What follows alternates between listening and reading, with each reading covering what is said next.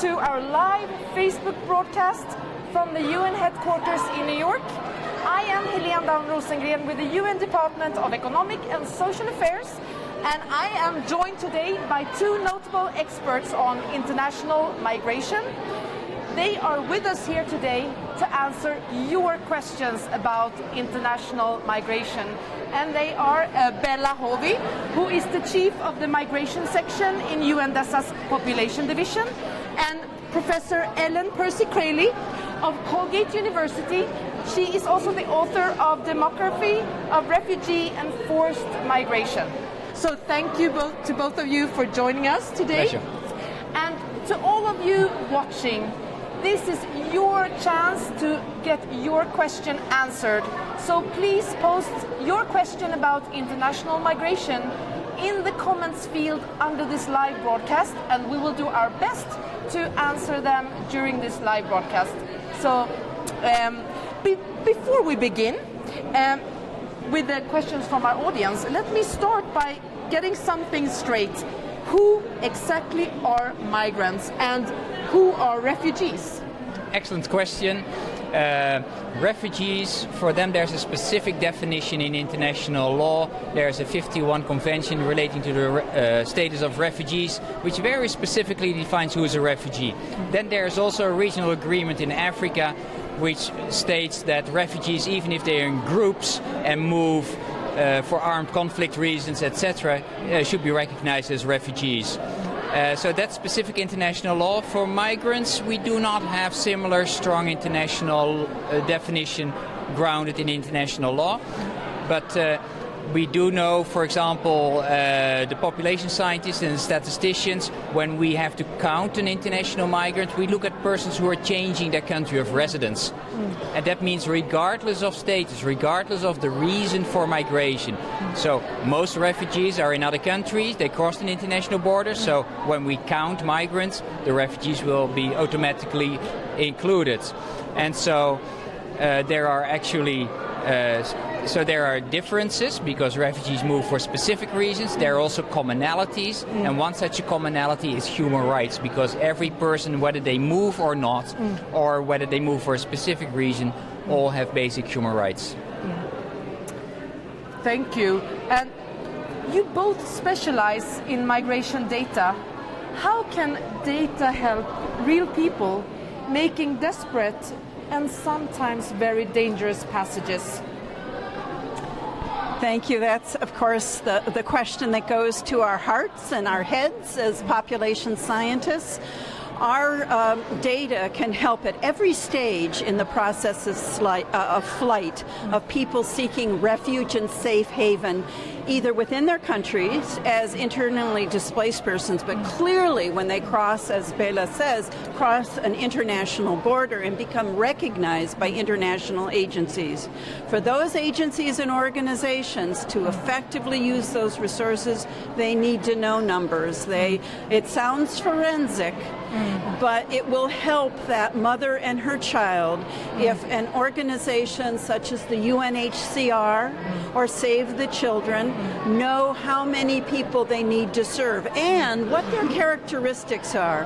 And a very important indicator of vulnerability or need is age and gender. So at the most fundamental level, at the very moment of flight, the numbers can be helpful to any individual person. And then over the course of their lives, as they look, as forced migrants look for safe haven, asylum, or perhaps permanent resettlement, demographic and population data can help provide those resources and services to support the experience and keep people safe. Important work. Yeah, if I can just add one example. Absolutely. For example, if refugees return to most refugees return to their own country actually, having a good demographic profile at the moment of displacement is very important, not only to see logistically how to move people from back to their country, but also in terms of reception, needs at the reception and the reintegration and the development. The characteristics, and age and gender is the first aspect of the composition of the population. Very important, because obviously if you have a young population you need many schools. If you have older populations you need other types of services. So it's very much, the demographic profile is very much driving the needs of refugees and returnees, I would say. We actually have a question from the online audience. Thank you for posting. Gabrielle is asking, how many migrants are there in the world today, and what are the trends? Excellent question. Well, the measures of the major refugee organizations, the International Organization for Migration and the UN High Commissioner for Refugees, estimates that there are 65 million people of concern throughout the world. And that would include refugees, as well as persons seeking asylum whose application has not been fully recognized yet, but clearly are recognized as being in need of safe haven, internally displaced persons who have had to leave their homes within the borders of their own country. So it's the highest under those, I believe, under those two agencies, that's the highest number we've witnessed, but it certainly is comparable to the post-Second World War era in terms of the scale of the issue. So that is the forced displacement component, with about 25 million of them are refugees of those 65. But if you look at the total number of international migrants, we estimate that it's about 258 million today, which represents about 3.4% of the global population. So despite all the news, most people are not an international migrant. 96.6% of the population is living in their own country. And the trends, you asked for the trends? Yes. Thank you for that. So you can see actually that as a proportion of total population, the share of international migrants is going up, but very slowly. You can actually not see a very strong rise there, although you have to say the 3.4% is a global average, and in some countries, in the highly industrialized countries, you can see percentages of about 15-16% on average. Could I add to that? Bela, what you've just said, I think is so key, is that there is such a geography I'm in a department of geography, so I have to kind of bring in the spatial dimension, but there's such unevenness in terms of need and response. There's such differences, and that's a challenge for the international community in terms of response, but something that is very important to keep in mind is that the share of immigrants per resident population, as well as the responsibility sharing in terms of refugees, is very different from one country to the next. And we have another question from Mary Lou is asking, is there any difference between the data you collect for migrants and the refugees? Is there a difference between the data that you collect for these groups? So yes, there is a difference, because the difference on, if we look at the total number of migrants, that is the persons who are living in another country than they were born, that's mostly coming from the population censuses, which most countries hold about once every 10 years. And for some countries, in Europe in particular, you can also look at the population register. But we do not know among those international migrants who of them are the refugees. So they're generally included, but they are not separately identified. For that, we go actually to the office of the UN Refugee Agency, because they have a mandate to collect the statistics from countries to support their work on protecting refugees. You cannot protect refugees if you don't have the basic data. So what do they collect that data? They have it from the camps, they have it from the asylum authorities, from the ministries, and that's where you get the number of 225 million refugees from that Ellen was talking about. And another question from Gordon. Gordon is asking, is the UN doing, and what is the UN doing anything to stop illegal migration around the world? Is the UN doing anything to stop illegal migration around the world? Right. Certainly, migration has become a very important topic for the General Assembly and for the United Nations. And just 2 years ago, the General Assembly agreed that it would adopt what they call now a global compact for safe, orderly and regular migration. Clearly they've recognized that much of current migration, not the majority, but there's a lot of people who are suffering during flight. There's irregular migration, disorganized migration, unplanned, very difficult to predict. Although we do know that there are needs in labor markets, for example. So the effort now of the General Assembly is actually to come up with what they call well-managed migration policies, more predictability, where migration would be safer, more orderly and more regular. I don't know whether you want to add. And clearly the international community and international law recognizes sovereignty for countries to regulate migration into their borders. And so there is a real respect for national sovereignty, but there's also a recognition that there are needs to increase the avenues for safe, regular migration to promote economic development as well as to protect the livelihoods of migrants. And Tong is asking also, why should developed countries accept migrants? What's in it for? Why is it? What's in it for developed countries? Right. That's an excellent question. Let me give 2 examples why it matters. First is we see there's a fact that not all the needs in the labor markets, whether it's unskilled, semi-skilled or highly skilled, can be covered by national populations. So we see, for example, that very often in countries that farm work or work in the healthcare sector or in IT, for example, there are not sufficient nationally trained people. So that is not so, that's really the labor market. The employers need that and the people are asking the products to which those migrants contribute. So it's really, I think, a reality of labor markets. That's one thing. For the refugees, we call it responsibility sharing, because Ellen was already alluding to the fact that most refugees are actually hosted by the poorest countries in the world.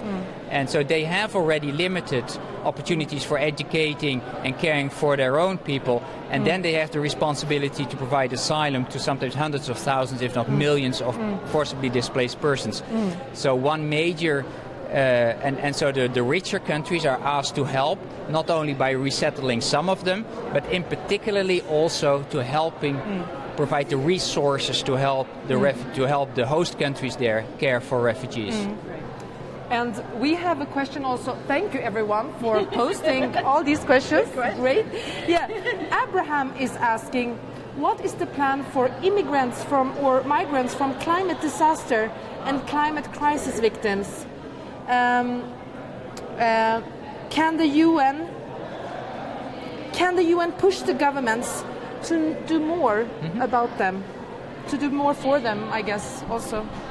I think we would both agree that that is an issue and a set of issues, a complex set of issues, very high on the UN agenda.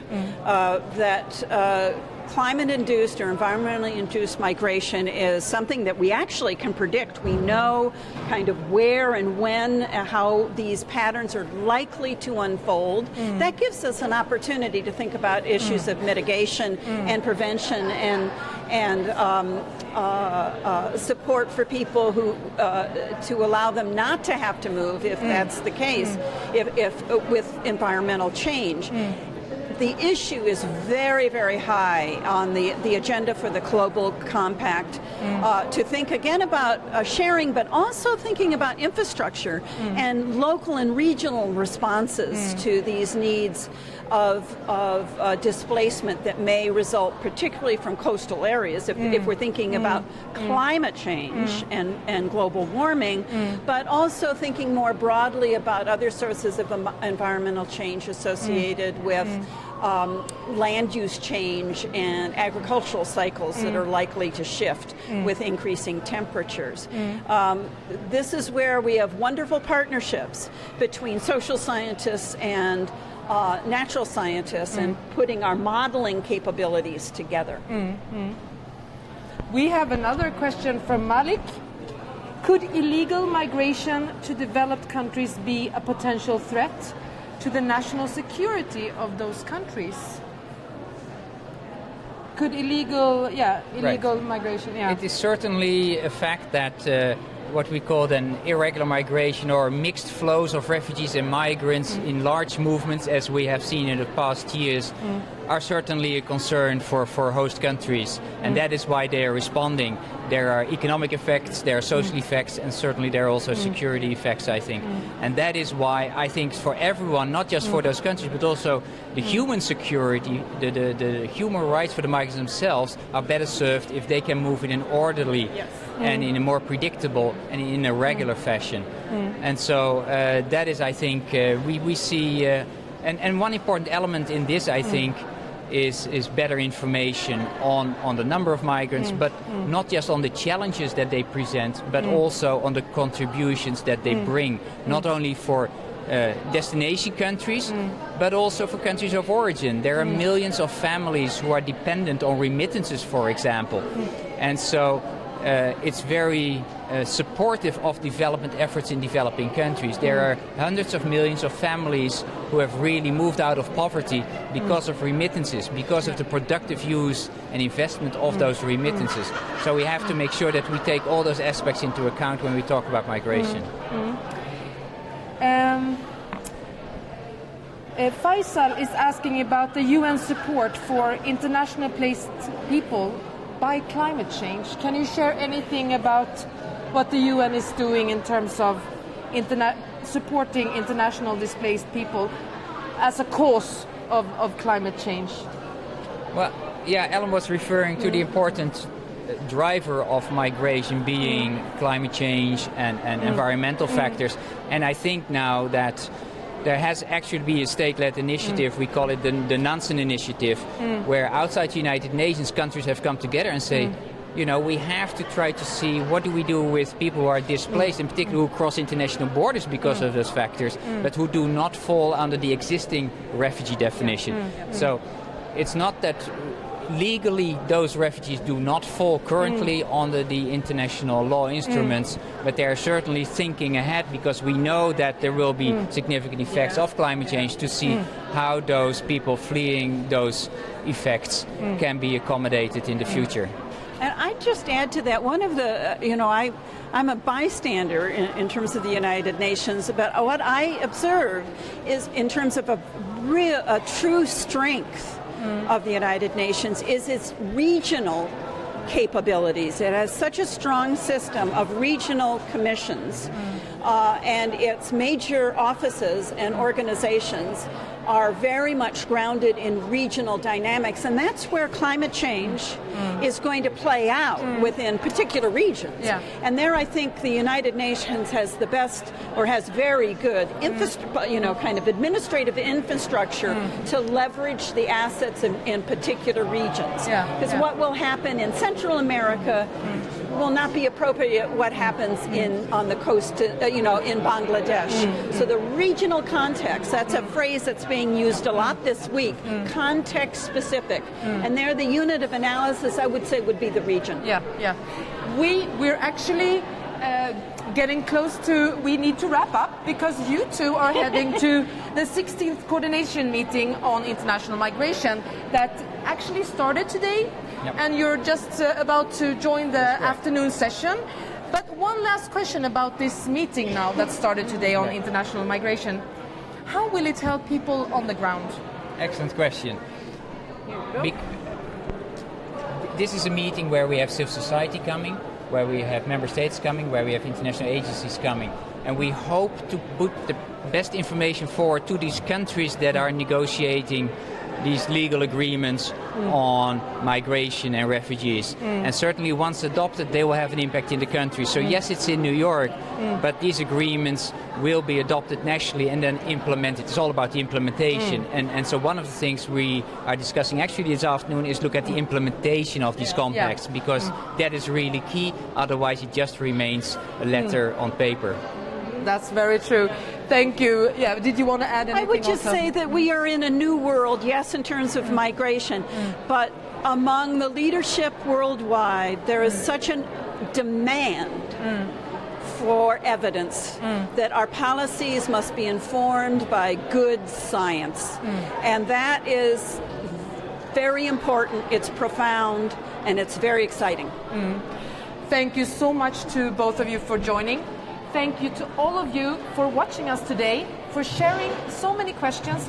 We will share under this broadcast a link to where you can find more information about the meeting happening now on international migration. This meeting is also webcast, so you can actually follow what you're going to be discussing during these 2 days. So we will UNTV. So we will post that link as well. Thank you again. Thank you for joining us. Okay, thanks.